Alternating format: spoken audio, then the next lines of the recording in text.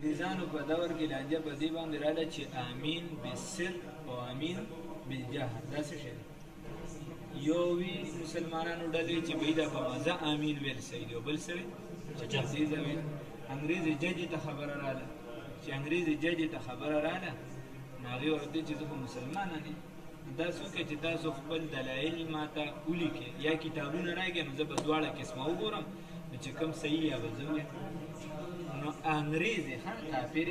کافره چې کومه ججه وه هغې چې دواړه کتابونه وکړل نو یو کتاب کې خو دواړه شته حدیثو کې په مضامین هم شته او په تیز هم شته دونه انداز سره غوبل ورته نه جوړی چې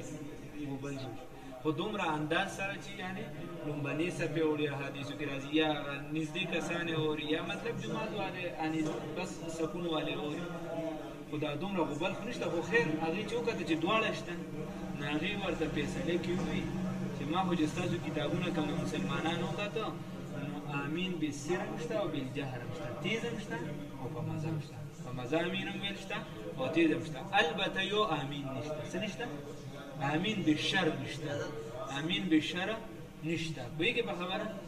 امین بالشر نشته نو لهذا تاسو په دې امین بالشر کې نښتې پسې کې نښتې تاسو په شر کې نښتې نه په مزه شته او نه په تیزه شته نو تاسو په شر باندې نښتې پوهېږې په خبره نو نن سبا مسله دا ده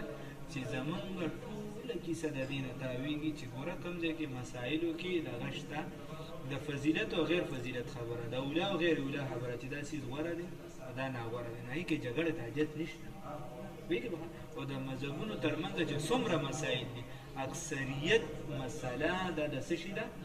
دا د اولا او غیر اولا دا شي بهتر دی او دا نه دی بهتر یو نیمه مسله خلک ډېره تیزه تللی ورنه اکثریت د دا څلور واړه مذهبه سره یو دي ما او تا پکې پیدا کړو اختلاف رحمان بابا وایي پوهېږې په خبره دې منځ کې دومره شدت د اختلاف نشته چې ته یو بل ته وایو چې هغه مرغوټه مضبوط ونیسو او بل څه وکړي دا بل خو لیکن دا فتنه چا جوړه کړه دا اختلاف چا جوړ کړو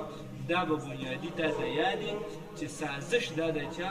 دا د انګریزانو چې وایي دا دې خپلو کې وجنګوئ د دې اختلاف پیدا کړي او تاسو پرې حکومت کوئ تاسو پرې څه کوئ حکومت کوئ دقه کیسه شو دا هم د هغې مسلو نه یو دا مسله ده چې خلک پرې بل چړ کړ یو بل له ګرېوانونه نیسي خدای ته وګورئ لږه ګزاره مسلمانان یې دواړه خدای منې رسول الله صلی الله علیه وسلم منې فرشتې منې جنات منې هغه بنیادي چې کوم څیزونه چې قرآن څه ویلي چې دا جنات دي ته وایي جن دی که د قرآن وایي چې دا فرشتې دي ته وایي فرشتې دي قرآن وایي دا پیغمبران دي دا ومنې ته منې مثال به حدیث تا ته څه وایي عقاید بنیادي تا ته څه وایي چې دا آخرت دی دا آخرت دی هلکه دا دا او چې اوس څوک هغه نه مني نو بس بیا خو د کفر خبره چې هغه مني بنیادي عقیده مني بس بیا یې ومنه او د جګړو نه